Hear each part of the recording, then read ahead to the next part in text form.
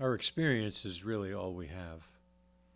So to have an experience of the divine is one of the most important things I can think of, because what it represents is a break with the collective, a transcendent experience which separates us from the collective. That is a remarkable thing, because it removes the ambiguity that the collective desires most.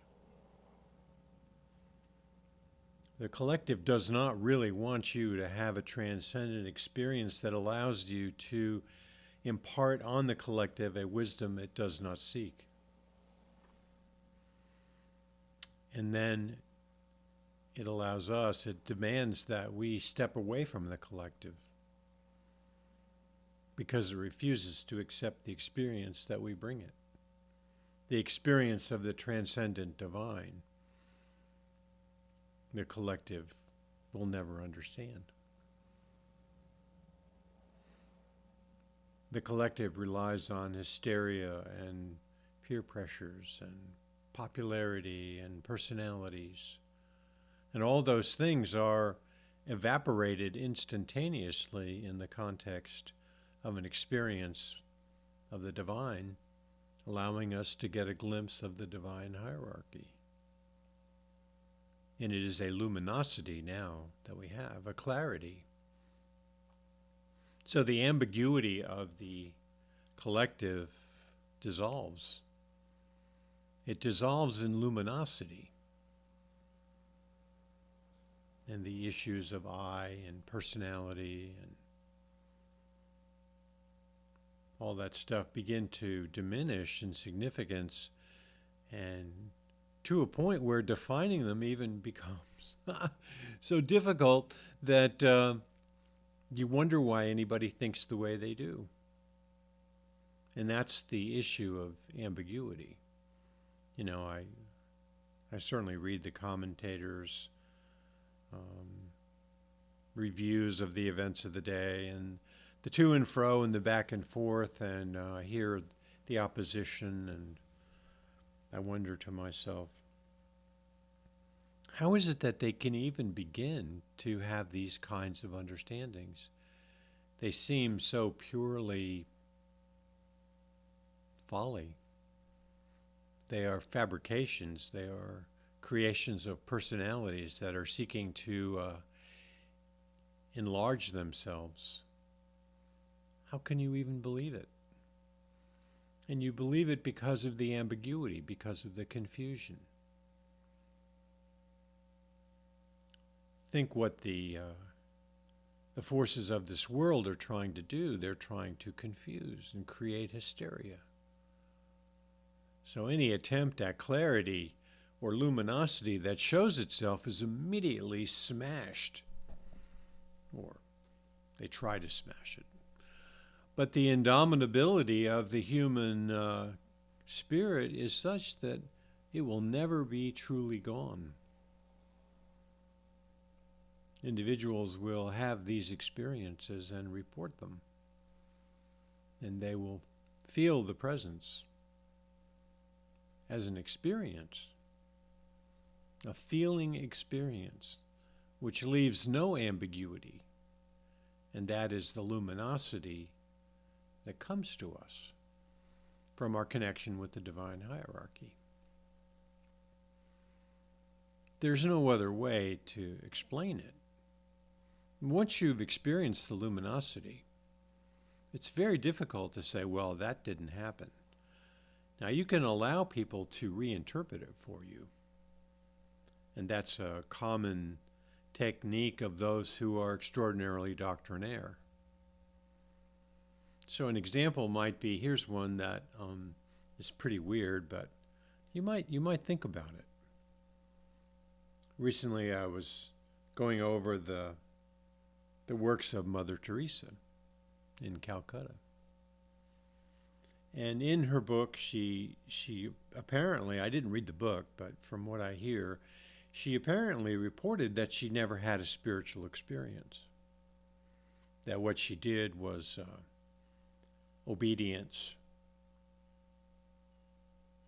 And I thought about that a number of times, and I'm thinking to myself, the probability that that is exactly so is almost nil. Mother Teresa had an experience. She wouldn't have done what she did without it. What does that mean? It means that she was unable to say what her experience was.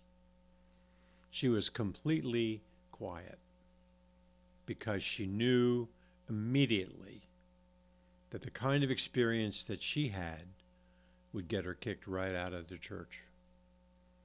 It would be not tolerated, intolerable to the hierarchies and bureaucracies of the church, because it would be different than what they tout.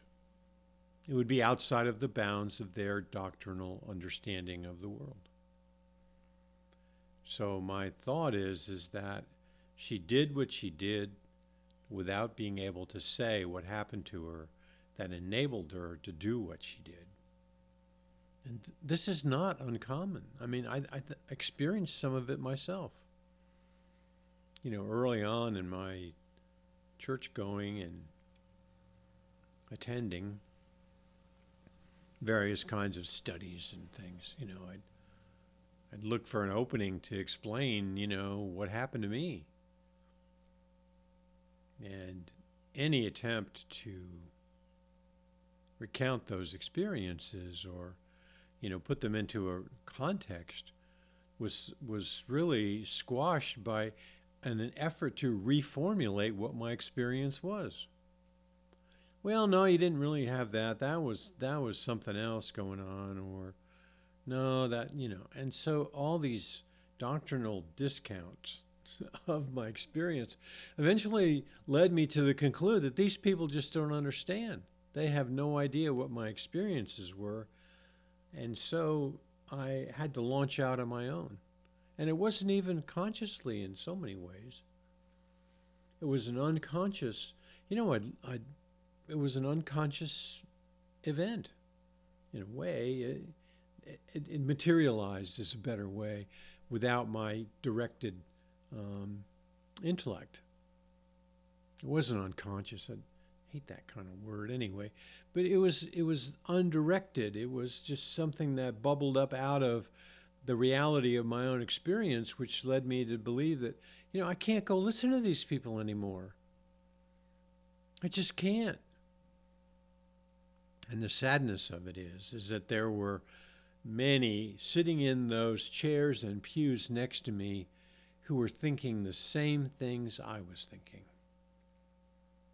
But there's nowhere else to go. Where else are you going to go? You're going to start your own church? Well, for most of us, having the experiences that we had, I don't think that's what you're going to do. So you stay quiet.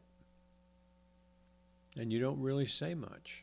And you kind of, they pass the plate and you stick in $20 and, you just go, oh, well, it's as best as I could do right now.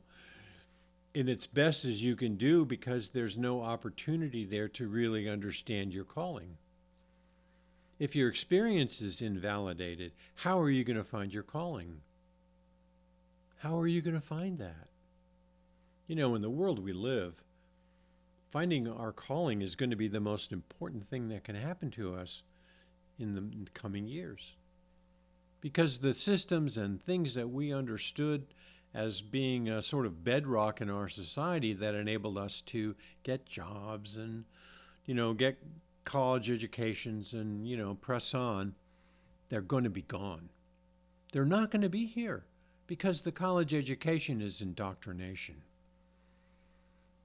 If you're sending your children off to college or having a young person undertake these monstrous loans, you are putting them in chains. And you're disallowing their finding of their calling and your calling. Your calling and my calling are not going to be the same as they might have been 20 years ago or 50 years ago. We're living in a new reality. And we're living in really new economies. So my little blurb of bullet soap is a premonition, really. You better learn how to create things and craft things so that you are not dependent on a larger economy that may be a lot smaller and controlled by people that have no interest of ours in mind. You know, there's a tremendous number of people who are interested in depopulation. They don't think humankind is worth having around, at least in the form that it is right now. So the elites have decided that, we should survive and the plebeians should not.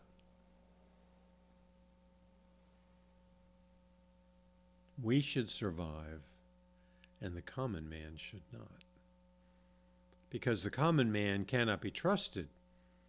They are dangerous. Because they band together and they do things that are not in the interests of the elite. Can you imagine? Can you imagine? And so I really, I sigh, and you just heard that sigh, for the fact of our lack of luminescence. Because the collective has such a hold on most of us, and the fear of leaving the collective is palpable. And the collective can include the bureaucracies of our faiths. So, you really see these shifts of denominations swerving to the left and becoming, I don't even know what to call them. They are no longer interested in your spiritual experience or your piety. They're interested in your politics. Will you give to them for political reasons, for what they consider to be moral reasons? Well, if you have moral clarity and if you've done your wilderness work and you've really had your experience with beauty, you'll realize that's not what's happening. These are political personalities. Why would you want to consider them to be the arbiters of our morality? They cannot be, because they are members of the collective. So to decide not to be a member of the collective, to decide to continue to mine your own experience for the gold that's really there, that's where it is. And that's where your calling is. That's where my calling is. And I am very certain of that. Because it has a rightness to it, a feeling of rightness. That these people who are reinforcing the collective, they're doing it for all the wrong reasons. They are, it's sad, it's sorrow. And Rumi says it so well. Sorrow is the secret cup. And when you begin to understand the sorrow that comes from being part of the collective, that is the cup that allows us to reimagine who we are. And that is the ecstasy of imagination.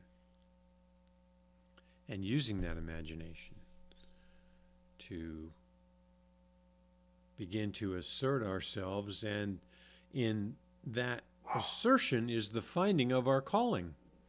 There's no way around it. So I ask you to rethink that, to re-go over your experiences that you've had in your life and write them down and meditate on them and hold a candle of luminosity up to those experiences and make them real, and use them as a way to find the calling that is true to you. Think of that. finding the calling that is true to you.